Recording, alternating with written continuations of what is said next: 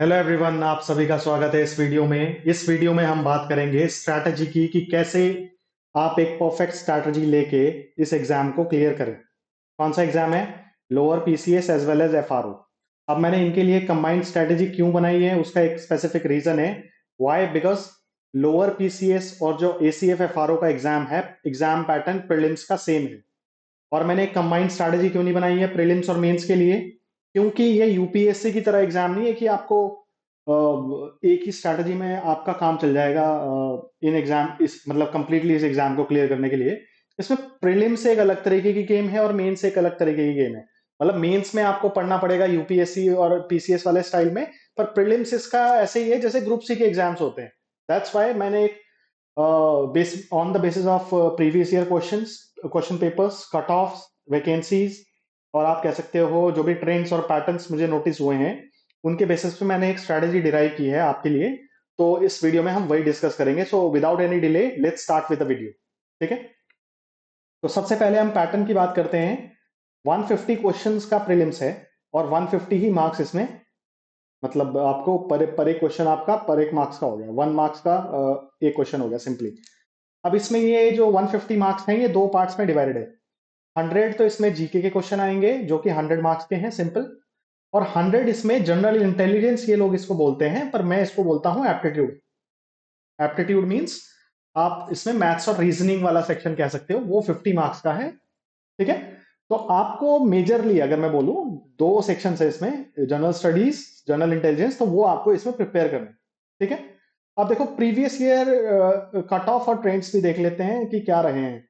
देखो, forest range officer से related वैसे और एग्जाम भी हुए थे, लेकिन जिनका डेटा मुझे मेरे पास अवेलेबल है, वैसे तो एग्जाम देखो एफआरओ एसीएफ वाला एग्जाम एक तो 2011-12 में हुआ है, उसके बाद ये 2015-16 में हुआ है, फिर ये आपका 2021 में हुआ है, और इनके बीच एक एसीएफ का एग्जाम हुआ था 2019 में। तो डेटा हमारे पास जो कट ऑफ वगैरह का है वो इतने का ही अवेलेबल है। 2011 वाला वैसे ही टू ओल्ड है, मतलब एनालिसिस के लिए। ऐसे लोअर पीसीएस का एग्जाम भी एक 2011 के आसपास हुआ था, बट उसका भी डेटा अवेलेबल नहीं है। तो जो हमारे पास डेटा अवेलेबल है लोअर पीसीएस 16 का और 2021 वाला लोअर पीसीएस का डेटा अवेलेबल है। तो यहाँ आप अगर इस टेबल में देखोगे, तो यहाँ पे मैंने क्या लिखा है, वैकेंसीज इस कॉलम में, और यहाँ पे लिखी है कट ऑफ जनरल की। तो देखोगे आप तो एफआरओ की वैकेंसी जो है 2019 में रही थी 45, 2021 में थी 46, और 2025 में भी थी 46। मतलब वैकेंसी समहाउ 2025 मतलब अभी। तो देखो, जब ये 2019 और जो 21 है और जो 15 है, इनमें आप एफआरओ की कट ऑफ देख सकते हो। एफआरओ और जो फॉरेस्ट सर्विस का एसीएफ में उसी में काउंट कर रहा हूँ। तो इसमें कट ऑफ है 90, 96, 89.5। मतलब मैं समवेयर अराउंड कह लूं कि 60 to 65% है कट ऑफ। डन। अगर आप इसको देखोगे लोअर पीसीएस वाले पार्ट को, तो लोअर पीसीएस में जो कट ऑफ गई थी वो 2016 में गई थी लगभग 60% ऑफ 150। एंड 2021 में इसके इतना जाने का भी कुछ और रीजन है, वो भी मैं आपको बताऊंगा कि 105 कैसे चली गई थी इस बार। तो यहाँ पे ये 70% की तरफ इंडिकेट कर रहा है। तो कट ऑफ के बेसिस पे आपके माइंड में एक रफ आइडिया होना चाहिए कि आपको प्रिपरेशन इस तरीके से करनी है कि एटलीस्ट इतने मार्क्स तो आपके बनते हों अगर आपको मेंस में बैठना है इस एग्जाम के, दोनों के ही, पीसीएस लोअर पीसीएस के भी और एसीएफ एफआरओ के मेंस में भी। तो देखो इसमें क्या होता है, आप माइंड में लेके चल सकते हो कि लगभग लगभग आपको 65% टू 70% मार्क्स लाने हैं, और मैं कहूंगा टारगेट हमेशा बड़ा सेट करना चाहिए अपने लिए। So keep a target in mind of 70% marks. मतलब आपको 70% मार्क्स, नेट मार्क्स लाने हैं। नेट मार्क्स मतलब after deducting negative marks from the, मतलब जो भी आपने क्वेश्चंस गलत किए हैं उनके। ठीक है, अब आगे बढ़ते हैं इस वीडियो में। तो देखो अब कौन कौन से फैक्टर्स हैं जो कट ऑफ को डिसाइड करते हैं बेसिकली किसी भी एग्जाम में। इन दो एग्जाम की मैं अभी बात कर रहा हूं। मैं पीसीएस की बात डिफरेंट करूंगा क्योंकि उसका पैटर्न थोड़ा सा डिफरेंट है इनसे, हल्का सा। इनका एक ही से एग्जाम होता है, उसमें अलग अलग दो एग्जाम होते हैं प्रीलिम्स में। अब देखो कितने कैंडिडेट्स अपीयर करते हैं वो भी एक फर्क डालता है जरूर। अब देखो लोअर पीसीएस में कैंडिडेट ज्यादा होंगे। वो क्यों होंगे? रीजन रीजन ये है कि वो ग्रेजुएशन बेस्ड एग्जाम है, बीए वाला भी भरेगा, बीकॉम, बीएससी, बीटेक सब।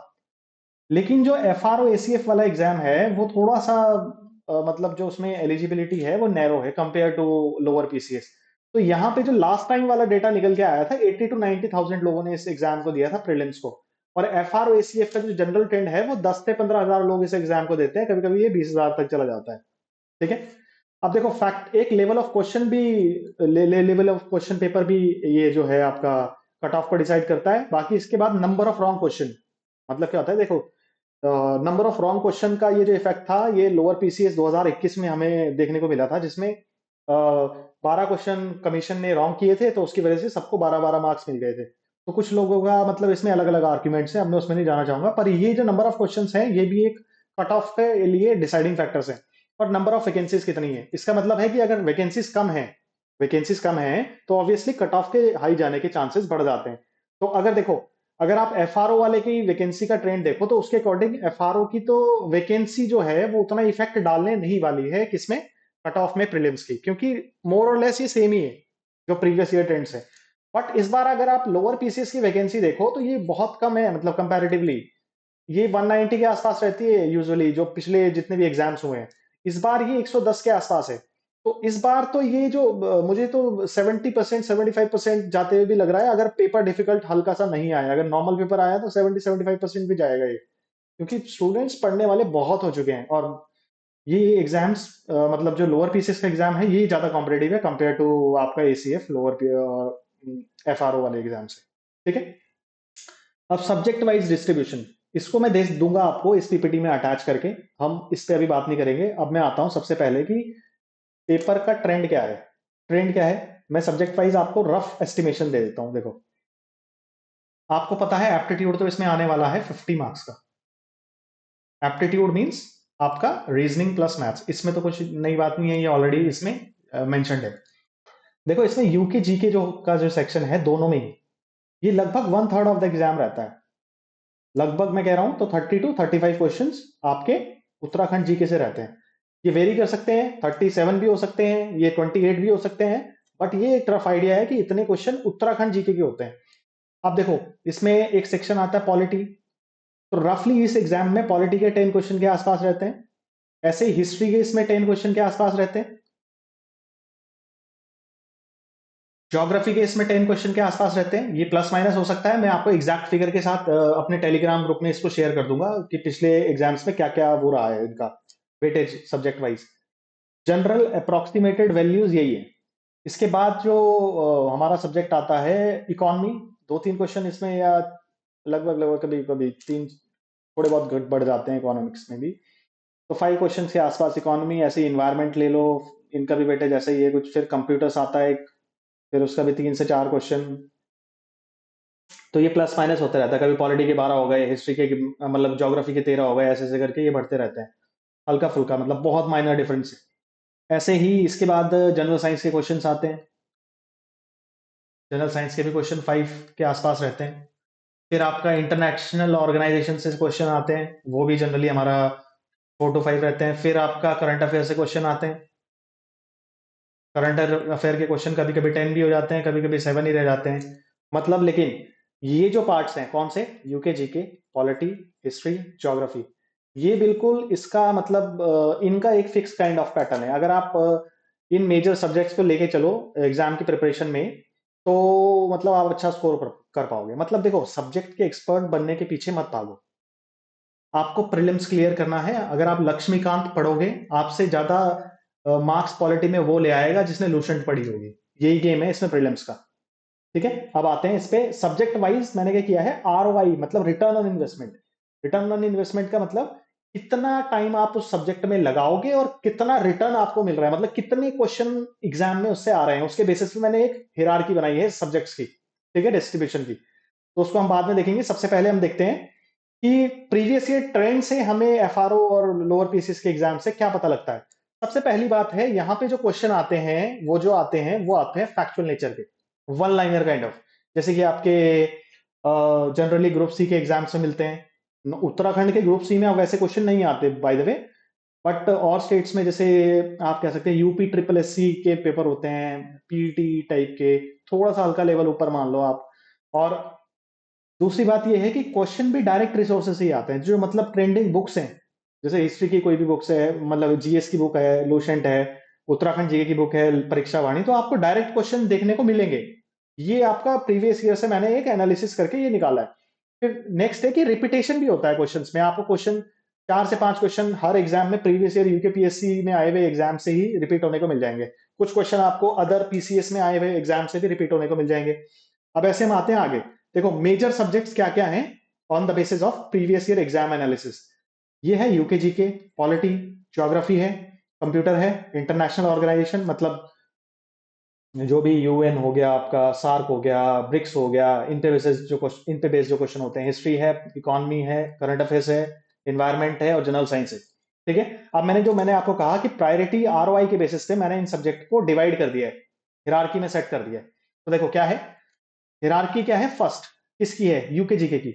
मतलब सबसे कम मेहनत में सबसे हाईएस्ट रिटर्न देने वाला सब्जेक्ट है ये यूके जीके। देखो लोअर पीसीएस में तो सिर्फ उत्तराखंड के ही लोगों ने अप्लाई किया होगा ऑब्वियसली, क्योंकि उसका एलिजिबिलिटी क्राइटेरिया इस तरीके का था। पर एफआरओ और जो एसीएफ का एग्जाम है उसमें दोनों टाइप के लोगों ने अप्लाई किया होगा, स्टेट वाले भी और आउट आउट मतलब आउट ऑफ द स्टेट वाले भी।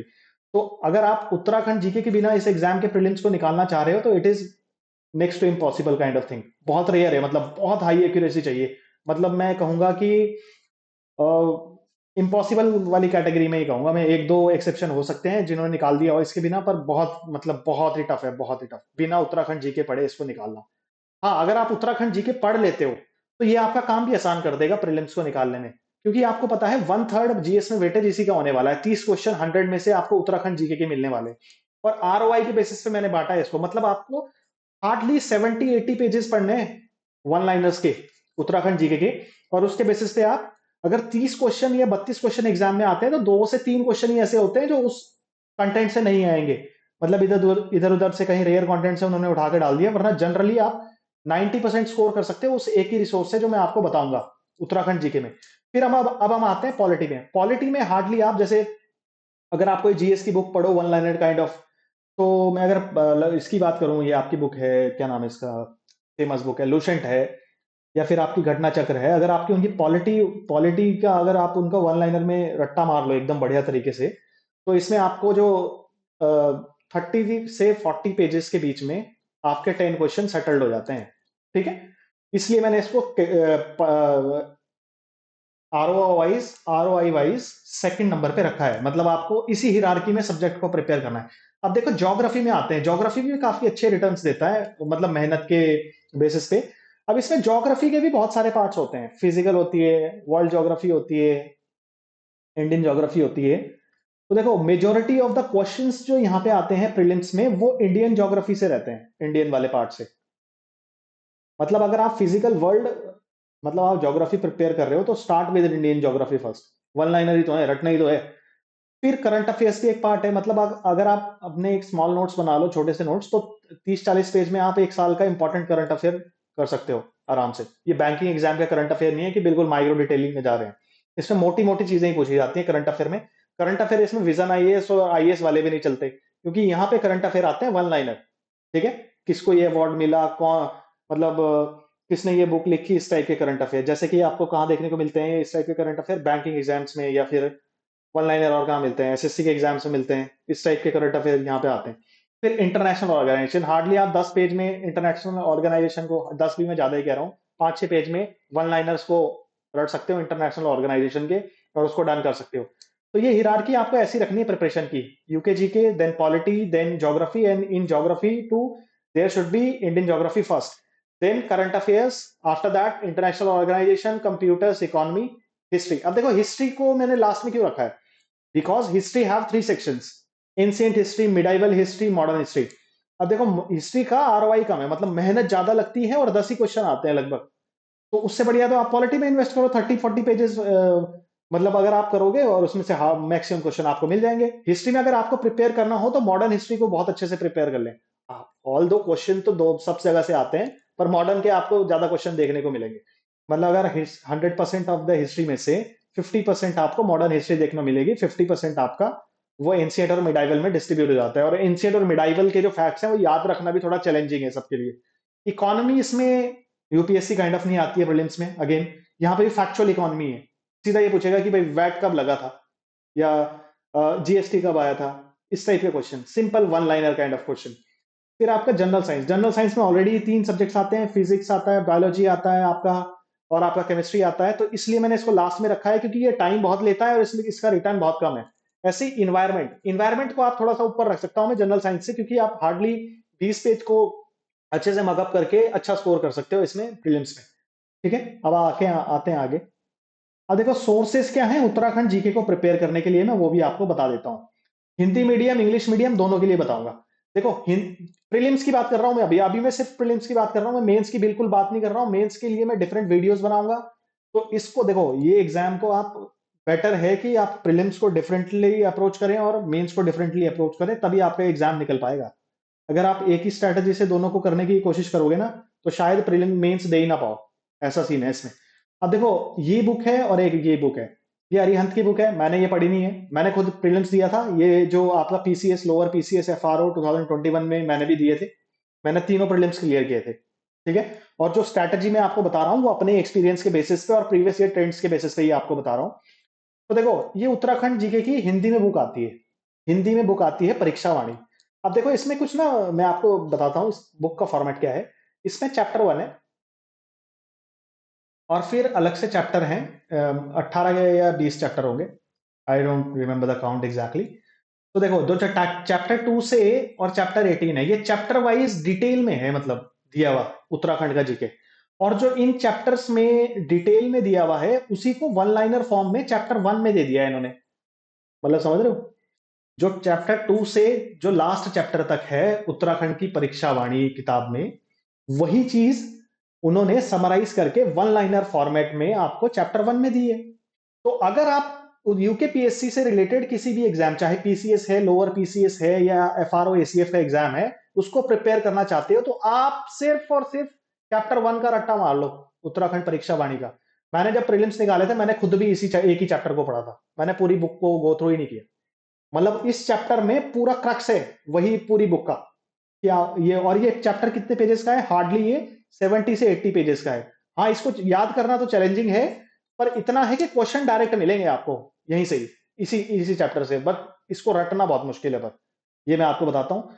तो बेटर है अगर आप और इस बुक के रिटर्न्स भी बहुत अच्छे हैं, मतलब आपको डायरेक्टली क्वेश्चंस मिलेंगे, मैक्सिमम क्वेश्चन आपको उत्तराखंड के, मतलब ऐसी उत्तराखंड में अभी तक तो मैंने कोई बुक नहीं देखी है कि इतने ज्यादा क्वेश्चन किसी बुक से आते हों, वो भी डायरेक्ट।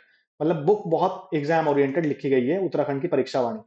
अब देखो, अगर आप हिंदी मीडियम के हो या फिर इंग्लिश मीडियम के हो, कंटेंट तो आपको यही पढ़ना है। अब देखो, इंग्लिश मीडियम वालों के साथ चैलेंज क्या है, मेरे साथ चैलेंज ये नहीं था, ऑल्दो मैं अभी इंग्लिश मीडियम में हूँ, पर मेरी स्कूलिंग हिंदी मीडियम से हुई थी। तो मैं तो हिंदी इंग्लिश दोनों पढ़ लेता हूँ, तो इसलिए मैंने इस बुक को पढ़ लिया। तो हिंदी मीडियम वाले तो आंख बंद करके इसके अलावा कुछ सोचे ही ना, सिंपल सी बात। अब इंग्लिश मीडियम वाले क्या करेंगे, इंग्लिश मीडियम वालों के पास एक ऑप्शन है अरिहंत वाली बुक का, पर इस बुक को मैंने नहीं पढ़ा है और मैंने इसका इंडेक्स भी देखा है, तो इंडेक्स मुझे उतना कैची नहीं लग रहा है वैसे भी। और मैं ये नहीं कह सकता कि बुक खराब है, बुक आप देख सकते हो, इस बुक को देख सकते हो। अगर अगर आप सिर्फ इंग्लिश में पढ़ना चाहते हो तो इस बुक को देख सकते हो। हाँ, अगर आप हिंदी थोड़ी बहुत भी पढ़ लेते हो तो आप इसी को ही रेफर करो। मतलब आप ऑल दो इंग्लिश मीडियम के ही हो, पर फिर भी आप अगर बेसिक हिंदी पढ़ लेते हो, समझ लेते हो, तो आप उत्तराखंड परीक्षा वाणी को ही पढ़ें उत्तराखंड जीके के प्रीलिम्स के लिए, मतलब इन ये एसीएफएफआरओ के लोअर पीसीएस के प्रीलिम्स के लिए। और इंग्लिश अगर आपको हिंदी बिल्कुल ही नहीं समझ आती तो आप इसकी तरफ जाएं फिर। ठीक है, तो हिंदी मीडियम इंग्लिश मीडियम दोनों का हो गया, और चैप्टर 1 ही पढ़ना है, इसका ज्यादा जरूरी है नहीं। वो अलग से हम बात करेंगे कि अदर चैप्टर्स को कैसे यूज करेंगे। ठीक है, अब देखो, जो अदर जीएस सब्जेक्ट्स हैं कौन कौन से, जो भी मैंने लिखे थे यहाँ पे, ये UK GK polity geography, geography में भी इंडियन ज्योग्राफी। ठीक है, इनको कहाँ से प्रिपेयर करना है, करंट अफेयर को छोड़ के सब कुछ, करंट अफेयर और उत्तराखंड जीके को छोड़ के सब कुछ इन दो किताबों में आपको मिल जाएगा, स्पेशली इंग्लिश मीडियम के लिए। और ये बुक्स हिंदी में भी आती हैं, लूसेंट की बुक भी और अरिहंत के जीके की भी बुक, दोनों हिंदी मीडियम में भी आती हैं। तो आप इन दोनों में से किसी एक को रेफर कर सकते हो। अगर मेरी पर्सनल चॉइस आप मानो तो इसको रेफर करो। ये बुक मतलब बहुत सालों से चल रही है, जब मैं मतलब स्कूल डेज में पढ़ता था तब से ही ये चल रही है, मैंने इसी बुक को देखा है सबके पास ही, और क्वेश्चन इसमें से आते हैं। अब इन्होंने भी बुक को एडवांस भी कर दिया है, जो प्रीवियस ईयर क्वेश्चन है वो तक इन्होंने ऐड कर दिए अपने कंटेंट में। तो जो यूके जीके है और जो करंट वाला पार्ट है, उसको छोड़ के आप इस बुक को फॉलो कर लो। मतलब देखो, अभी आपको मैंने दो रिसोर्स बता दिए, कंप्लीट जीएस, जो जीएस के टॉपिक्स हैं वहां पे, उनके लिए आप रेफर कर सकते हो लूसेंट जीके। उत्तराखंड जीके के लिए आप चैप्टर 1 कर लो परीक्षा वाणी का। हाँ, अगर आपको इसकी लैंग्वेज में कोई प्रॉब्लम है या आपके पास ऑलरेडी है, कुछ नए टाइप में कंटेंट पढ़ना चाह सकते हो, तब आप इस बुक की तरफ जाओ। अरिहंत वाली जो जीके की बुक आती है वन लाइनर फॉर्मेट। मैं पर कहीं कहूंगा फॉर्मेट वन लाइनर ही रखें पढ़ने का, डायरेक्ट आपको याद होती रहेंगी चीजें। ठीक है, तो जीएस के लिए आप ऐसे कर सकते हो। अब हमारे पास एक पार्ट बचा सिर्फ प्रीलिम्स के सब्जेक्ट वाइज में, वो पार्ट बचा है करंट अफेयर्स। अब देखो करंट अफेयर्स को कैसे करें। पहली बात, यहाँ पे करंट अफेयर वो descriptive kind of UPSC kind of current affairs बिल्कुल नहीं आते। यहाँ पे जो करंट अफेयर आते हैं वो वन लाइनर फॉर्मेट में आते हैं। ये अवार्ड किसको मिला, यहाँ पे कौन जीता, ये मैच कब हुआ, किस डेट में हुआ, ये स्कीम कब लॉन्च हुई, ये स्कीम किससे रिलेटेड है। बिल्कुल बेसिक नेचर के क्वेश्चन आते हैं करंट अफेयर से। हाँ, ये जरूर मैं कहूंगा कि अगर 10 क्वेश्चन आएंगे तो वो 8 ही डुएबल होते हैं, एक दो क्वेश्चन तो अजीब से होते ही हैं हर एग्जाम में। तो परफेक्ट के लिए ना ढूंढे, लेकिन मैक्सिमाइजेशन के लिए ढूंढे। तो आपको क्या करना है, कोई भी वन लाइनर एक साल की कंपाइलेशन आप कहीं से भी देख सकते हो, गूगल पे भी सर्च करोगे मिल जाएगी कोई एक साल के last previous one one year current affair one liner ऐसे करके लिखोगे यूट्यूब पे या इस पे आपको कोई भी मिल जाएगी। अब देखो करंट अफेयर्स के लिए मेरा एक सजेशन है आपको कि इसको हमेशा जब भी आपका एग्जाम है उससे सिर्फ 2 वीक्स पहले ही पढ़े। क्योंकि ये जो वन लाइनर करंट अफेयर है ना, ये आपको सिर्फ प्रीलिम्स के अलावा कहीं नहीं हेल्प करेगा। ये बस ऐसे है कि आपको ठीक होना है, मतलब जैसे आप बीमार हो, आपको ठीक होना है तो दवाई खानी पड़ेगी, ऐसे ही आपको ये आगे काम नहीं आएगा। पर एग्जाम में स्कोर करने के लिए इसको भी पढ़ना पड़ेगा। तो इसको पढ़ने के लिए आप सीधा एक वीक पहले पढ़ें इसको। क्योंकि देखो आपने रिसेंटली कोई चीज पढ़ी होती है तो याद भी ज्यादा रहती है। लास्ट में अगर आप इसको पढ़ोगे एग्जाम से थोड़े टाइम पहले ही, तो ये आपको ज्यादा यील्ड देगी, मतलब ज्यादा रिटर्न्स देगी आपको एग्जाम में। मतलब अच्छे खासे क्वेश्चन जितने भी करंट अफेयर्स रिलेटेड आएंगे वन लाइनर, वो आप आराम से हैंडल कर पाओगे। क्योंकि इसमें रिसेंसी इफेक्ट काम करता है अगर आप एग्जाम से जस्ट पहले पढ़ते हो कोई भी चीज। करंट अफेयर्स के लिए ज्यादा ये स्पेशली अच्छी स्ट्रेटेजी है। आप देखो जनरल इंटेलिजेंस पे आते हैं, एप्टीट्यूड मतलब एप्टीट्यूड जो 50 मार्क्स का आने वाला है इसमें। अब देखो इसमें तो कई टाइप के कैंडिडेट्स होंगे एप्टीट्यूड को लेके। एक तो कैंडिडेट्स ऐसे होंगे जो कि अच्छे हैं इसमें, एप्टीट्यूड में अच्छे हैं, जैसे कि मेरा कहना होगा ऐसे लोग जिन्होंने कभी एसएससी की तैयारी की हो या बैंक की तैयारी की हो, या फिर मैं कहूँगा ऐसे स्टूडेंट जिनका थोड़ा सा साइंस बैकग्राउंड रहा है, इंजीनियरिंग बैकग्राउंड रहा है, तो वो इस सेक्शन में ठीक होते हैं। अब उनका क्या है, अगर उनको सिर्फ अपना प्रैक्टिस वाले पार्ट पे ध्यान देना है, वो अपना कॉन्सेप्चुअली उनको जरूरत नहीं होती कॉन्सेप्ट पढ़ने की, स्पेशली रीजनिंग में तो नहीं होती। तो वो डायरेक्टली प्रैक्टिस पे फोकस कर सकते हैं अगर आप ऑलरेडी कॉन्सेप्ट जानते हो। हाँ, जिन चीजों के आपको कॉन्सेप्ट नहीं पड़ता है वो आप स्पेसिफिकली जो जो सिलेबस में मेंशन्ड है टॉपिक जिनके बारे में आपको थोड़ा कॉन्सेप्ट पढ़ने की जरूरत है, वो आप पढ़ सकते हो। बट मुझे ऐसा लगता है कि इस टाइप के कैंडिडेट्स को सिर्फ और सिर्फ फोकस करना चाहिए अपनी प्रैक्टिस पे, क्वेश्चंस की, डिफरेंट काइंड ऑफ क्वेश्चंस की। अगर आप बहुत अच्छे नहीं हो रीजनिंग में, तो मैं ये कहूंगा प्रिपेयर एटलीस्ट रीजनिंग, चाहे आप आर्ट साइड के हो। देखो लोअर पीसीएससी दे सकता है आर्ट साइड वाला, तो ये एसीएफआरओ तो दे नहीं सकता। तो उनके लिए मैं कह रहा हूँ एसीएफआरओ में भी साइंस वाले भी ऐसे होंगे जिनकी मैथ्स रीजनिंग फिर भी अच्छी नहीं होगी। बायोलॉजी वाले भी तो होते हैं शायद, और वो भी शायद इसमें एग्जाम में अलाउड है, isn't it? तो मैथ रीजनिंग तो उनकी भी गड़बड़ रहती है। तो उन लोगों के लिए या आर्ट साइड वालों के लिए स्पेशली, या जिनकी मैथ रीजनिंग कमजोर है, चाहे वो इंजीनियरिंग का हो, साइंस का हो, आर्ट्स का हो, बायोलॉजी का हो, किसी डोमेन का हो, उनको इसमें मैथ्स वाला भी पार्ट है और इसमें रीजनिंग वाला भी पार्ट है। मैथ्स के लिए तो आपको कोई प्रायर नॉलेज, कैलकुलेशन, ये सब की रिक्वायरमेंट होती है। तो एटलीस्ट रीजनिंग तो प्रिपेयर कर लें। रीजनिंग इतने अच्छे से प्रिपेयर करें, पहले टॉपिक वाइज चलें, एक एक टॉपिक के कॉन्सेप्ट पढ़ें जो जो सिलेबस में मेंशन्ड है, और जो प्रीवियस ईयर क्वेश्चंस आए हैं उनको देखते जाएं। उनके बेसिस पे आप और मॉक टेस्ट लगा लें। रीजनिंग पे फोकस करें वो लोग ज्यादा, पहले रीजनिंग को फोकस करें। आप अगर आपका रीजनिंग हो जाता है उसके बाद आप मैथ्स पे आए, ठीक है। और आपको सॉल्व किस टाइप के क्वेश्चन करने हैं, अगर आपको कुछ नहीं समझ आ रहा है ना कि कौन से क्वेश्चन हम सॉल्व करें रीजनिंग मैथ्स के लिए, तो सबसे पहले तो आप जो सीसेट के क्वेश्चन हुए हैं, जहां से भी आपको नेट से मिल जाए, आपका पीसीएस से रिलेटेड जितने भी सीसेट हैं, उत्तराखंड पीसीएस से रिलेटेड जितने सीसेट हैं, या एप्टीट्यूड के क्वेश्चन उत्तराखंड में लोअर पीसीएस एफआरओ जो प्रीवियस हुए हैं उनमें जो जो क्वेश्चन आए हैं, वो सारे आप करके देखें। ऐसे करके आप इसको प्रैक्टिस कर सकते हो। और अगर आप मेरे को बुक की बात करो इसके लिए, तो कोई भी आप एसएससी रीजनिंग के चैप्टर वाइज बुक ले सकते हो, SSC reasoning chapter wise book, SSC reasoning solve papers.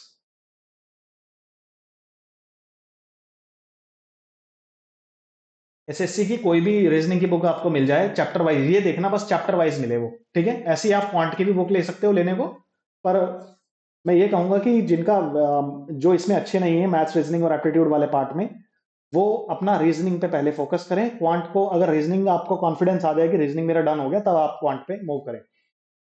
और इसके साथ आप एसएससी और रेलवे की जितने भी अभी रिसेंट क्वेश्चन हैं वो उनको भी देखते चलें, रीजनिंग में भी और मैथ्स में भी। ठीक है, ये आपके लिए सजेशन है। Now let's come to next part. अब देखो, इसमें हम आते हैं कि किन लोगों को एडवांटेज है इस एग्जाम में, किन लोगों को एडवांटेज है इस एग्जाम में, उस पर बात करते हैं। सबसे पहली बात, जिनका उत्तराखंड जीके स्ट्रांग है। और किन लोगों का होता है ये उत्तराखंड जीके, किन लोगों का स्ट्रांग होता है? देखो, उत्तराखंड में ना एक आयोग और भी है, यूके ट्रिपल एस सी। वो कौन से एग्जाम कराता है? ग्रुप से रिलेटेड एग्जाम कराता है। तो उसका जो अगर आप पैटर्न देखोगे ना, वो उत्तराखंड पीसीएस से भी अब टफ आने लग गया है। तो जो बंदा यूके ट्रिपल एससी के लिए तैयारी कर रहा है और एटलीस्ट उसने एक साल लगा दिया है, तो मेरा कहना है तो वो उत्तराखंड जीके को प्रिपेयर करने में अपना टाइम ना वेस्ट करे, क्योंकि ऑलरेडी उसने ये वाला सेक्शन पढ़ लिया होगा। जो मैं आपको बता रहा हूँ, इवन उसने तो सारे चैप्टर पढ़ लिए होंगे। अगर आपने नहीं पढ़े तो आपको एक आधी एक दो रिवीजन की जरूरत है। आई डोंट अगर आपने एक साल गुजारा है अच्छे से प्रिपरेशन में यूके ट्रिपल एससी की, तो आपको यूके जीके प्रिपेयर करने की जरूरत नहीं है। आप फोकस करें एप्टीट्यूड और अदर जीएस वाले पार्ट पे।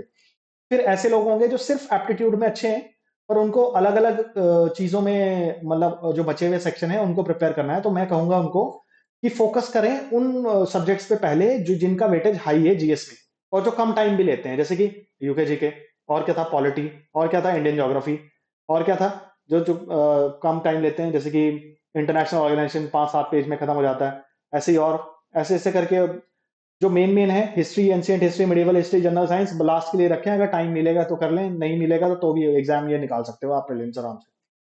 अब कुछ लोग ऐसे होंगे कि एप्टीट्यूड और यूके जीके भी जिनका स्ट्रांग है, ठीक है, मतलब वो कर सकते हैं आराम से, या मतलब काफी हद तक उन्होंने किया हुआ है, तो उनके बहुत हाई चांसेस हैं इस एग्जाम को क्लियर करने के लिए। बिना एप्टीट्यूड करे और मतलब जिसका दोनों है, उसके तो बहुत हाई चांसेस हैं इसको क्लियर करने के। जिसके दोनों स्ट्रांग है, एप्टीट्यूड भी स्ट्रांग है, यूके जीके भी स्ट्रांग है, उसको बस जीएस में एक हिसाब से एक एक बार सब, दो दो तीन तीन बार सारे सब्जेक्ट्स को पढ़ लेना है, एक दो बार रिवीजन करना है, थोड़े से टेस्ट लगाने हैं, उसका सब हो जाएगा डन। जो सब कुछ स्टार्ट कर रहा है, तो उसके लिए सजेशन ये है कि आप एप्टीट्यूड में रीजनिंग से स्टार्ट करें,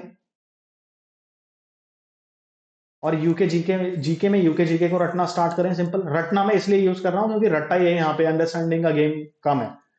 फिर हम आए हाई वेटेज जीएस वाले टॉपिक्स, जैसे वही मैंने कहा आपको, पॉलिटी, इंडियन ज्योग्राफी, इस टाइप का जो मैंने प्रीवियस स्लाइड्स में आपको बताया था उसके बेसिस पे।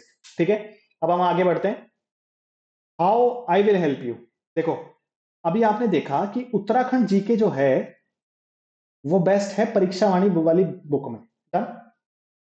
अब वो इंग्लिश में तो है नहीं। अब इंग्लिश वालों के लिए प्रॉब्लम ये है, जो हिंदी इंग्लिश दोनों पर लेता है वो तो उसको पढ़ लेगा। ठीक है, जिसको मतलब जो इंग्लिश मीडियम से ही पढ़ा है, या हिंदी में रीडिंग राइटिंग में अंडरस्टैंडिंग में उतना कंफर्टेबल नहीं है, सिर्फ बोलते हैं हिंदी क्योंकि इंडिया में रहते हैं, तो उनके लिए मैं क्या करूंगा, अभी एक या दो हफ्ते बाद मैं एक वन शॉट वीडियो अपलोड करूंगा। One shot video, one shot means एक ही वीडियो में पूरा Uttarakhand GK for all exams of UKPSC prelims, वो मैं इंग्लिश में अपलोड करूंगा। और उसमें रेफरेंस मेरा ये उत्तराखंड परीक्षा वाणी भी रहेगा। इसके अलावा और चीजें भी मैं ऐड करूंगा उससे, डिफरेंट डिफरेंट सोर्सेज से जो अच्छे क्वेश्चंस हैं, प्रीवियस ईयर क्वेश्चन का भी रेफरेंस लेके उसको और स्ट्रांग बनाऊंगा। मतलब उसको मैं उत्तराखंड परीक्षा वाणी के चैप्टर 1 से भी और स्ट्रांग बना दूंगा आपके लिए। अगर आप अपने से पढ़ना चाहते हैं, अच्छी बात है। अगर आप इसको अपने से पढ़ना शुरू करें, जब भी ये वीडियो आएगी आप इस वीडियो को देख के मैक्सिमम स्कोर कर सकते हैं, मतलब हाईएस्ट से हाईएस्ट स्कोर कर सकते हैं, मतलब इंग्लिश मीडियम में तो मैं ये कहूंगा। फिर आते हैं वन लाइनर करंट अफेयर, ये मैं आपको प्रोवाइड करूंगा। अभी ये 2 हफ्ते में सब सब होने वाला है, यूके जीके के वन लाइनर्स और करंट अफेयर्स के वन लाइनर्स। ये तो मैं एग्जाम से 15 दिन 20 दिन पहले भी अपलोड करूंगा, तो ही ज्यादा बेनिफिट है इसका। और ये एक साल के वन लाइनर्स में 50 पेजेस में कंपाइल कर दूंगा। मैं आपको सैंपल भी दिखाता हूं, जब मैंने पीसीएस का प्रीलिम्स दिया था, उस पीसीएस में मैंने इंटरव्यू तक गया था मैं, 2021 वाले में। ठीक है, तो मैं उसका आपको सैंपल दिखाता हूं, मैंने कैसे वन लाइनर के नोट बनाए थे, और इसके बेसिस पे मैंने सारे क्वेश्चन कर लिए थे वन लाइनर्स के। ये देखो मैंने क्या किया था, कितने पेज हैं ये आपको यहाँ पे दिखाई दे रहे होंगे, 29 पेजेस हैं। मैंने इसमें, ये देख सकते हो आप ऊपर, सितंबर 2021 टू फरवरी 2022, जो 7-8 महीने हैं उनके करंट अफेयर को मैंने 30 पेज में लिख दिया है। जो भी हैं ये 5-6 महीने, 6 महीने के लास्ट के 6 मंथ्स। मतलब टाइम के हिसाब से आपको करना है। तो ये आप लगा सकते हो कि जब मैं 1 साल के करंट अफेयर्स को कंपाइल करने में आऊंगा 1 लाइन में, तो हार्डली ये 50 पेजेस के ही बनने वाले हैं। 50 पेज में मैं आपको सब कुछ दे दूंगा, 1 लाइनर, और मैक्सिमम क्वेश्चन आपको उससे मिल जाएंगे। अब देखो इकोनॉमी कैसी आती है, यहाँ इकोनॉमी भी यहाँ पे डिफरेंट है। यहाँ पे सिंपल ही पूछते हैं, बिल्कुल सिंपल का मतलब आपको सीधा ये पूछेंगे डीएसटी कब एबॉलिश हुआ, जीएसटी में कौन कौन से टैक्सेस मर्ज हो गए। ये तो थोड़ा डिफिकल्टी है क्वेश्चन। जैसे कि और क्या क्या क्वेश्चन हो सकते हैं इकोनॉमी से रिलेटेड, आरबीआई के रोल्स में सिंपल जो आरबीआई के काम होते हैं, बेसिक बेसिक क्वेश्चंस बिल्कुल इकोनॉमी के। मतलब यहाँ पे भी यूपीएससी वाली कोई अलग ही गेम नहीं है, मतलब वो अलग ही गेम है, ये कुछ और ही गेम है। यहाँ स्पेशली प्रीलिम्स, वहां की प्रिपरेशन आपको मेंस में तो हेल्प करेगी, पर प्रीलिम्स में बहुत ज्यादा नहीं करेगी। ऐसा हो सकता है कि आप अगर उसके मेंस की भी तैयारी कर रहे हो तो यहाँ पे प्रीलिम्स में फेल हो जाओ, अगर अलग से तैयारी करने ना बैठो, क्योंकि ये 1 लाइनर फॉर्मेट का एग्जाम है, ग्रुप सी टाइप का। अब देखो इन्वायरमेंट के भी 1 लाइनर में आपको दूंगा, इकोनॉमी के भी 1 लाइनर में दूंगा। ये 30 पेजेस में मैं कर दूंगा आपको, 20-30 पेजेस का। उसमें से सब आपको मैक्सिमम क्वेश्चन मिल जाएंगे एग्जाम में भी। ऐसे इन्वायरमेंट के भी दे दूंगा। ये येलो मैंने इसलिए रखे हैं, अगर मुझे टाइम अलाउ, देखो ये 4 तो मैं आपको देने ही वाला हूँ। क्या क्या, उत्तराखंड जीके के 1 लाइनर की 1 शॉर्ट वीडियो, ऐसे ही 1 लाइनर करंट अफेयर की 1 शॉर्ट वीडियो एग्जाम से 1 महीना पहले डाल दूंगा, वो बहुत है। ऐसे इकोनॉमी के, ये तो मैं ये 4 मैं करने ही वाला हूँ जो रेड में लिखे हैं, UK GK 1 liner, current affair 1 liner, economy 1 liner, environment 1 liner. ये मैं आपको प्रोवाइड करूंगा अभी 2 वीक्स के अंदर ही। इसके अलावा करंट अफेयर में एग्जाम से 1 महीना पहले आपको दे दूंगा। अगर मुझे टाइम अलाउ करेगा तो मैं ये वाले भी कर दूंगा, आपको आपका काम ही आसान कर दूंगा। ठीक है। अब आते हैं एग्जाम डेट्स पे। एग्जाम डेट्स क्या है, यूकेपीएससी जो लोअर पीसीएस का एग्जाम है वो 11 मई को शेड्यूल्ड है अभी। और जैसा सिनेरियो दिख रहा है अभी तक, जो अब जो हमारे उत्तराखंड पब्लिक सर्विस कमीशन के जो चेयरमैन है, वो थोड़ा सा मुझे थोड़ा ज्यादा एक्टिव लगे कंपेयर टू प्रीवियस जो भी थे। सबका अपना अपना स्टाइल होता है काम करने का, पर मुझे इनका करने का स्टाइल अच्छा लगा है, क्योंकि ये एग्जाम थोड़ा सा टाइमली करा देते हैं। मतलब आपको इनके आने के बाद रेयर ही मिला होगा कि कोई चीज ज्यादा ऐसे एक्सटेंड होती जा रही है, बहुत ही रेयर, अगर वो लीगल केस में ना फंसे। तो आप यही मान के चलें कि डेट यही है, लोअर पीसीएस प्रीलिम्स की 11 मई। और ऐसे ही ये जो एफआरओ और एसीएफ का एग्जाम है, इसकी डेट है 18 मई। तो ये आपको दिमाग में लेके चलनी है। तो आज कितनी डेट है वो भी आप ध्यान में रखें। आज डेट है आपकी 3 मार्च है, शायद 3 या 4 मार्च है। Let me check once. हाँ, आज 3 मार्च डेट है। और ये आपकी एग्जाम्स की डेट है। कौन कौन सी, 11 मई को आपका कौन सा एग्जाम है, 11 मई को एग्जाम है आपका लोअर पीसीएस का, और 18 मई को एग्जाम है अभी आपका ये एसीएफ एफआरओ वाला। और ये कैलेंडर में दिया हुआ था, वहीं से देख के मैंने निकाला है। ठीक है। पीसीएस के बारे में मैं डिफरेंट बात करूंगा, क्योंकि ये थोड़ा डिफरेंट है। थोड़ा डिफरेंट नहीं है, देखो जीएस तो वही है, पर इसमें थोड़ी सी स्ट्रेटेजी डिफरेंट हो जाएगी इसको अप्रोच करने की। अब मैंने देखो क्या किया है, यहाँ पे कैलेंडर आपको दिखाया है, ये आज की डेट है, ये आपकी एग्जाम डेट्स हैं। तो यहाँ से आप देख रहे हो मार्च में अभी आपके पास रफली आप मानो 28 डेज के आसपास है, और अप्रैल आपके पास पूरा है, तो 30 डेज यहाँ पे हो गए। और 11 के आसपास एग्जाम है, तो 2-3 दिन तो आप ऐसे ही मान के चलो खराबी होते हैं, 1-2 दिन तो खराबी हो जाते हैं, तो रफली आप 60 दिन मान के चलो अपने पास। तो आपके पास 60 डेज हैं। इन 60 डेज में आपको प्रीलिम्स निकालना है। अब देखो, अगर आप वही ट्रेडिशनल अप्रोच लेके चलना चाहते हो कि नहीं हम तो जी पूरा डिटेल में ही पढ़ेंगे और तब हम मतलब पूरी प्रीलिम्स और मेंस की तैयारी करेंगे, तो वो टाइम गया। प्रीलिम्स और मेंस की कंबाइंड तैयारी होती है जब एग्जाम आपके बिल्कुल करीब नहीं होता है। मतलब जब नोटिफिकेशन नहीं आया था तब आपको ऑलरेडी इसकी प्रिपरेशन करनी थी कंबाइंड तरीके से। पर जब आप प्रीलिम्स आपके सामने खड़ा है तो better you prepare for prelims first. क्योंकि उत्तराखंड में प्रीवियस ईयर ट्रेंड्स के हिसाब से देखो आप, एग्जाम मेंस का इतना जल्दी नहीं होता है। मतलब मेंस का एग्जाम कैसे होता है यहाँ, जनरली 4 4 महीने तो कम से कम लगते हैं। 4 भी मैं ज्यादा ही बोल, मतलब कम ही बोल रहा हूँ। 6 महीने तो एटलीस्ट किसी मेंस को कंडक्ट कराने में ले लेते हैं प्रीलिम्स के बाद, क्योंकि 1.5-2 महीने रिजल्ट में लग जाते हैं। उसके बाद और भी 36 चीजें चलती रहती हैं, एग्जाम फॉर्म मेंस के आते हैं। तो उसमें प्रोसेस में मिनिमम 4 मान के चले, 4 महीने से पहले तो एग्जाम होने वाला नहीं है बिल्कुल भी। अब हम आते हैं कि स्टडी प्लान आपका कैसा रह सकता है इन 60 डेज में। तो देखो मैंने पेजेस वाइज काउंट करके डिस्ट्रीब्यूशन किया है यहाँ पे। देखो ये वो सब्जेक्ट्स हैं जो आपको प्रायोरिटी पे रखने हैं, और ये वो सब्जेक्ट्स हैं जो अगर आपको टाइम अलाउ करे तभी करना है इनको प्रिपेयर, वरना इनको आप स्किप भी कर सकते हो। टाइम अलाउ करे तभी करना, वरना आप स्किप भी कर सकते हो। स्पेशली ये वाले साइंस को तो आप स्किप ही कर दो मेरे हिसाब से, क्योंकि मतलब करना है प्रिपेयर तो कर सकते हो, पर अगर आपको एग्जाम क्लियर करना है, देखो 150 में से 150 तो लाने नहीं है। 70-80% मार्क्स में आपका प्रीलिम्स निकल जाएगा। It is just like a qualifying stage, मतलब ये क्वालिफाइंग स्टेज ही है। ये सिर्फ आपको मेन का एक एडमिट कार्ड दे देगी कि भाई आप मेन में बैठ सकते हो, सिंपल। इसके मार्क्स का कोई रिलेवेंस नहीं है आगे, अगर आपका एक बार निकल जाए। 100, अगर मान लो 100 कट ऑफ है, आपके 100 ही आ जाए तो भी क्या दिक्कत है ना? आपके 101 आ जाए तो भी कोई प्रॉब्लम नहीं है, 138 वाले के भी मेंस में बैठेगा, मतलब उसको कोई एक्स्ट्रा एडवांटेज तो है नहीं। तो आपको अब मैक्सिमम निकालना है मिनिमम काम करके। तो यहाँ पे यूके जीके के मैंने पेजेस आपको बताए, 80 पेजेस हैं, पेजेस वाइज डिस्ट्रीब्यूशन किया है मैंने। पॉलिटी में जो अगर आपको वन लाइनर्स पढ़ने पड़े तो 40-45 पेज में आपका वन लाइनर्स कवर हो जाएंगे। ये वाली बुक से आपका, ये कौन सी बुक है, लुसेंट, ठीक है। इंडियन ज्योग्राफी में 35 पेजेस पढ़ने हैं। अब देखो ज्योग्राफी बहुत टाइप की है, आपको सिर्फ इंडिया वाला पार्ट पे ज्यादा फोकस करना है। अगर टाइम परमिट करे तो ही वर्ल्ड ज्योग्राफी और वो फिजिकल ज्योग्राफी वाले पार्ट पे जाना। इंटरनेशनल ऑर्गेनाइजेशन के बारे में उन्होंने दिया होगा, तो वहां पे आपको हार्डली 7-8 पेज या 10 पेज के आसपास पढ़ने पड़ेंगे, जिससे वो सारे कवर हो जाएंगे। हेडक्वार्टर कहाँ है, इनके विंग्स क्या हैं, जैसे कि अलग अलग डिफरेंट डिफरेंट डिपार्टमेंट्स या विंग्स होते हैं यूनाइटेड नेशन के, इस टाइप के क्वेश्चन आते हैं। फिर आपका एनवायरमेंट में हार्डली आपको, ये भी 25 भी मैंने ज्यादा लिख दिया, 20 पेज में आपका एनवायरमेंट पूरा ही कवर हो जाएगा। ऐसे इकोनॉमी आपका 30 पेज में कवर हो जाएगा वन लाइनर में। ये सब कुछ आप किससे कर सकते हो? ये सब कुछ कर सकते हो आप उससे, क्या नाम है आपकी बुक है जनरल स्टडीज की, लूसेंट से। और उत्तराखंड जीके का आपको सिर्फ परीक्षा वाणी का फर्स्ट चैप्टर पढ़ना है। अगर आप फर्स्ट चैप्टर नहीं पढ़ पा रहे हो तो थोड़े दिनों में वीडियो अपलोड करूंगा, वीडियो को बार बार देखें, सिंपल, आपके मैक्सिमम क्वेश्चन हो जाएंगे। तो मैंने एक रफ आइडिया लिया है, आपको 280 पेजेस के आसपास आपको पढ़ने पड़ेंगे अगर आपको प्रीलिम्स को निकालना है। पढ़ने का मतलब रट्टा मारना।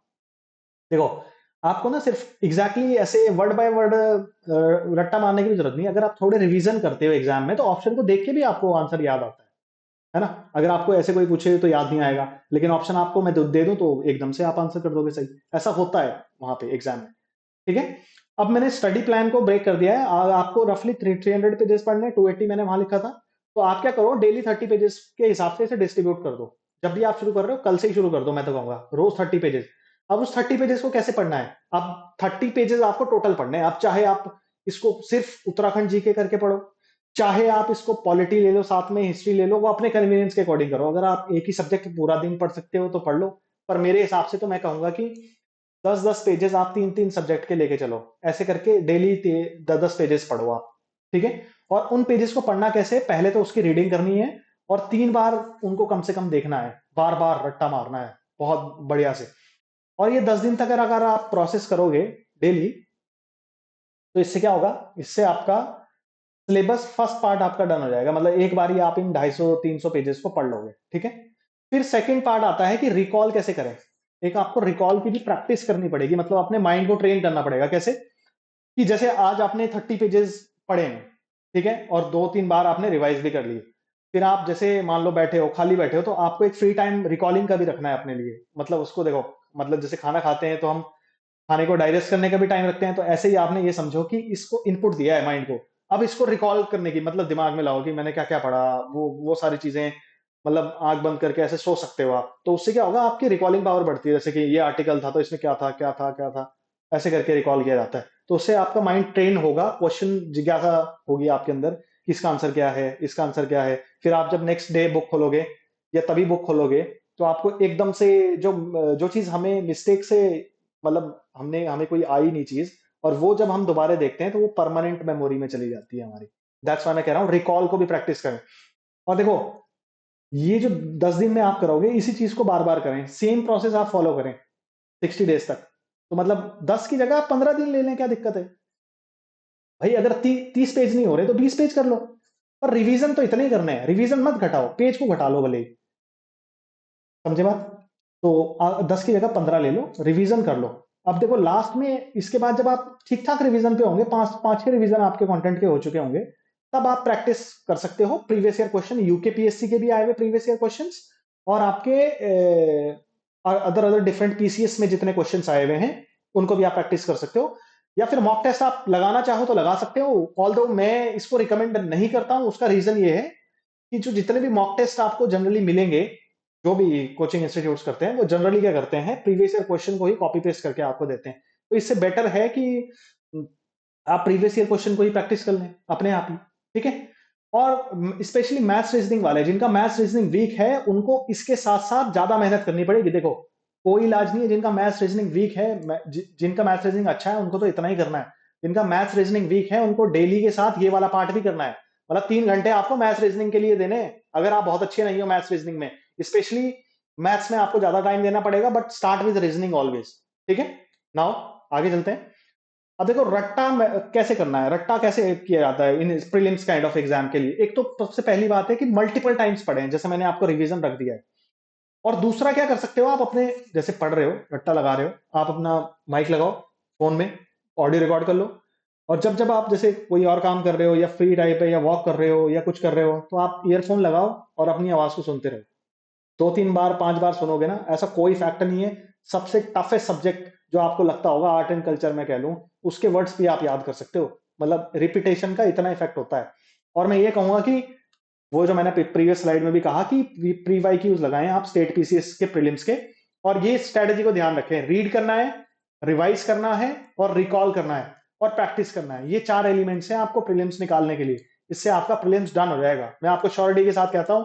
अगर आप सिर्फ इस स्ट्रेटेजी को फॉलो करो, मिनिमम रिसोर्सेज मैक्सिमम रिवीजन वाली अप्रोच लेके चलो, minimum resources maximum revision, simple.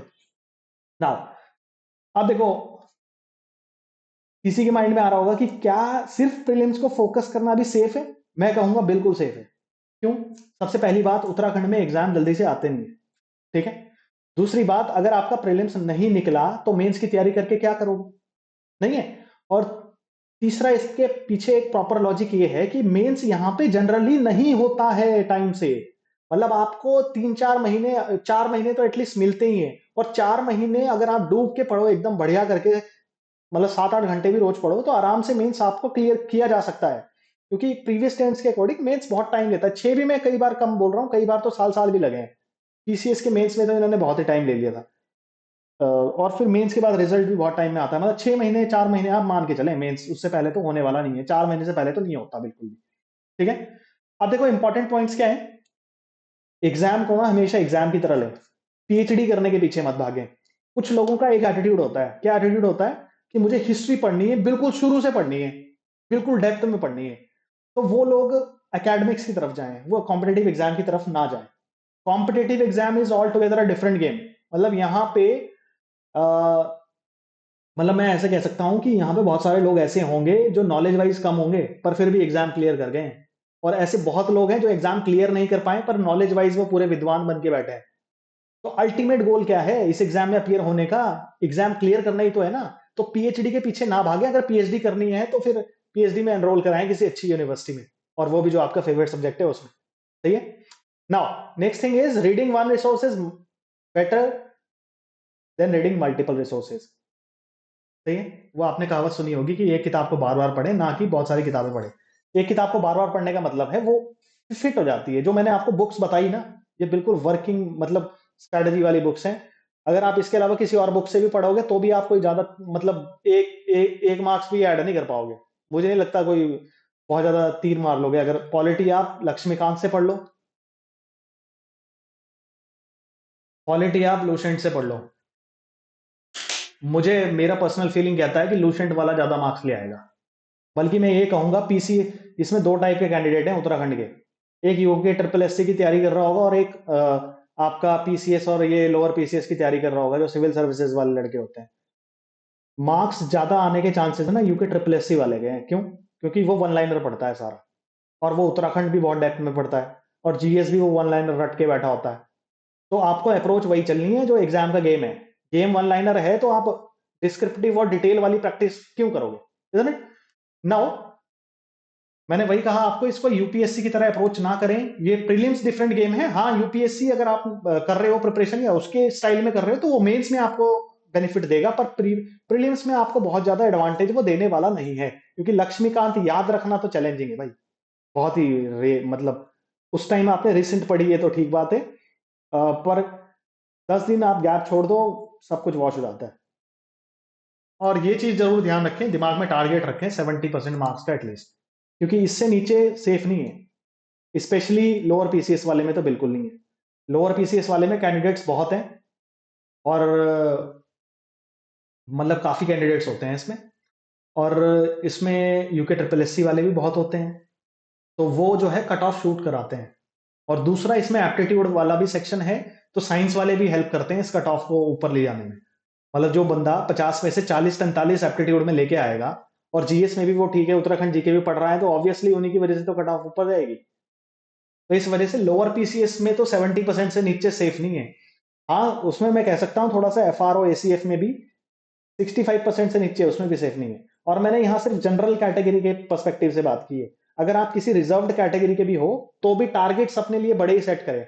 Category आपके पास है तो वो आपको बेनिफिट करेगी, इनडायरेक्ट वे में बेनिफिट करे। आप कैटेगरी के हिसाब से तैयारी कोई करोगे, कैटेगरी के हिसाब से तैयारी मत करो। तैयारी हमेशा जनरल के हिसाब से करो। कैटेगरी अपना जलवा अपने आप दिखाएगी। मतलब आपके हल्के फुल्के 5-7 मार्क्स कम रह रहे होंगे तो कैटेगरी आपका प्रीलिम्स क्लियर करा देगी। इस वे में आपको हेल्प कर देगी कैटेगरी। अब देखो, इसमें वीडियो के बाद मैं अपने टेलीग्राम ग्रुप्स में ये चीजें, 2 चीजें शेयर करूंगा। एक तो ये पीपीटी, ठीक है, और इस पीपीटी में मैं एनालिसिस भी ऐड करूंगा, जो प्रीवियस ईयर का टेबल बना दूंगा एक कि किस सब्जेक्ट से कितने क्वेश्चन आए हैं इन लोअर पीसीएस एफआर और इन एग्जाम्स में। वो आपको मेरे टेलीग्राम ग्रुप से मिल जाएगा। और एक ही पीडीएफ बना के मैं ये जितने भी लोअर पीसीएस और एफआरओ के प्रीवियस ईयर क्वेश्चन है ओरिजिनल वाले, मैं ये नहीं कह रहा हूँ किसी कोचिंग इंस्टीट्यूट के उठा लिए, जो ओरिजिनली पेपर थे वो मैं आपको पीडीएफ फॉर्मेट में दे दूंगा। उसके बाद में कल परसों में आपको उत्तराखंड जीके के जितने भी क्वेश्चन यूकेपीएससी में आए हैं उनका एक पीडीएफ दूंगा। तो जो ये 3-4 कंटेंट आपको बहुत हेल्प करेंगे प्रीलिम्स में अच्छे मार्क्स गेन करने के लिए। अब देखो, अब मैं अपने बारे में बताऊं। My name is Amit Singh, I am from Dehradun, Uttarakhand. I am working as an assistant professor in a university. In 2021, I attempted, I think, 4 prelims of Uttara UKPSC. I cleared all. First was your FRO, second was your lower PCS, third was your PCS, then fourth was your Advocate General, I think, RO exam. I cleared all 4 prelims with this strategy only. Even मैं आपको और refined strategy बता रहा हूँ। इसमें मैंने और चीजें ऐड की हैं। 2021 में मैं जो था और 2025 में हूँ उसमें डिफरेंस तो है ना। उसके अलावा, इनके अलावा मेरा मेंस में क्या हुआ ये आपके माइंड में आ रहा होगा। मेंस मैंने एक ही का अटेम्प्ट किया था, पीसीएस का, क्योंकि मेरा टारगेट जोन वही है। पीसीएस का मैंने मेंस अटेम्प्ट किया था, उसके मैं इंटरव्यू तक गया 2021 वाले के। मतलब उसी साल मैंने यूपी पीसीएस का भी इंटरव्यू दिया है। मतलब मेरे पास 2 पीसीएस इंटरव्यूज का एक्सपीरियंस है और 4 यूकेपीएससी के प्रीलिम्स निकालने का भी। यूकेपीएससी की बात कर रहा हूँ, सिर्फ प्रीलिम्स और स्टेट्स के तो मैंने बहुत निकाले, एचसीएस, यूपीपीएससी, ये सब। तो मेरे पास ठीक ठाक एक्सपीरियंस है। टीचिंग में मैं हूँ लास्ट 8-9 ईयर्स से, और करेंटली मैं एक अच्छी खासी यूनिवर्सिटी में पढ़ाता हूँ। मतलब सब कुछ बढ़िया है। इसके अलावा मेरा टीचिंग में इंटरेस्ट है, इसलिए जो मेरे पास सिविल सर्विसेज से रिलेटेड एक्सपीरियंस है उसको शेयर करने के लिए मैंने ये चैनल बनाया है, और कुछ लोगों की हेल्प हो जाए। जैसे मैं भी बहुत चीजें ढूंढता था यूट्यूब पे, तो जो मेरे को मिली नहीं, तो अब मैं ऐसी तो होता है कि जिस चीज में मुझे कमी नजर में आई वो कमी मैं दूर कर रहा हूँ, बस आप ऐसे समझो। और मेरा टारगेट ऑडियंस सिर्फ मेजरली इंग्लिश मीडियम है। मैं नहीं कहूंगा कि सिर्फ इंग्लिश मीडियम मेरा वो है, मेजरली मैं कहूंगा जो कंटेंट इंग्लिश मीडियम में नहीं है वो मैं आपको इंग्लिश मीडियम में दूंगा, ये मेरा प्रॉमिस है, उत्तराखंड जीके स्पेशली। ठीक है। अब देखो, इसके अलावा आप मेरे सोशल मीडिया हैंडल से जुड़ सकते हैं, स्पेशली इससे जरूर जुड़े। टेलीग्राम इज मस्ट, क्योंकि टेलीग्राम में हम फाइल्स भी शेयर करते हैं, पीपीटी वगैरह जो भी है। अगर आपको कोई पर्सनल डाउट है तो ही आप मेरे इस व्हाट्सएप नंबर पे मैसेज करें। और मैंने इसमें स्पेसिफिकली लिखा है कॉल्स बिल्कुल ना करें, क्योंकि अपने पास टाइम नहीं होता है। I am in a full time job. ठीक है। सिर्फ व्हाट्सएप मैसेज करें इस नंबर पे अगर आपका कोई भी ऐसा डाउट है जो सिर्फ आपका है, या फिर आपको इमीडिएट रिस्पॉन्स चाहिए किसी चीज में। बट अगर आपका जेनरिक लेवल का डाउट है जो किसी और को भी आ सकता है, तो मैं तो ये कहूंगा आप सिर्फ कमेंट करें। ठीक है। मतलब आपका ऐसा डाउट जो और किसी को भी आ रहा होगा, कमेंट करें। क्यों कमेंट करें? क्योंकि अगर आप उस डाउट को कमेंट करोगे और मैं उसमें आंसर दूंगा, तो उसी आंसर को पढ़ के किसी और को भी हेल्प हो जाएगी। कोई इंडिविजुअली हर एक सेम डाउट को मेरे से पूछने वाला नहीं है। उससे मेरा भी मतलब जो है टाइम, क्या बोलते हैं, टाइम बचता है, एनर्जी बचती है। ठीक है। तो मैं अच्छे कामों में एनर्जी लगा पाऊंगा। और इसके बाद मैं आपको ये कहूंगा कि आपको हल्की भी वैल्यू इस वीडियो से मिली हो तो कमेंट और लाइक जरूर करें। कमेंट लाइक से यूट्यूब को पता लगता है कि वीडियो काम की है, तब हमें वो ऊपर सर्च में आप जैसे कैंडिडेट्स के लिए, जो जरूरतमंद कैंडिडेट्स हैं, उनके सामने होम पेज पे दिखाता है। अगर आप ऐसा नहीं करोगे तो, अगर मतलब कमेंट लाइक से, यूट्यूब एक एल्गोरिदम है, तो उसको समझ नहीं आता है कि कौन सी वीडियो काम की है, कौन सी वीडियो नहीं। तो कमेंट लाइक्स उसको बताती हैं। अगर आपका कोई भी डाउट है वीडियो से रिलेटेड, कुछ भी related, PCS, lower PCS, FRO, या किसी भी उत्तराखंड रिलेटेड एग्जाम, या इससे भी अलग कोई आप एग्जाम की बात करना चाहते हो, तो मेरे से कमेंट में कर सकते हो। कमेंट में अपना जो भी आपके डाउट्स हैं या क्वेश्चन हैं वो जरूर टाइप करें, और कमेंट और लाइक जरूर करें। I hope you like this video. तो इस वीडियो में बस इतना ही। Thank you so much for watching this video. Thank you so much.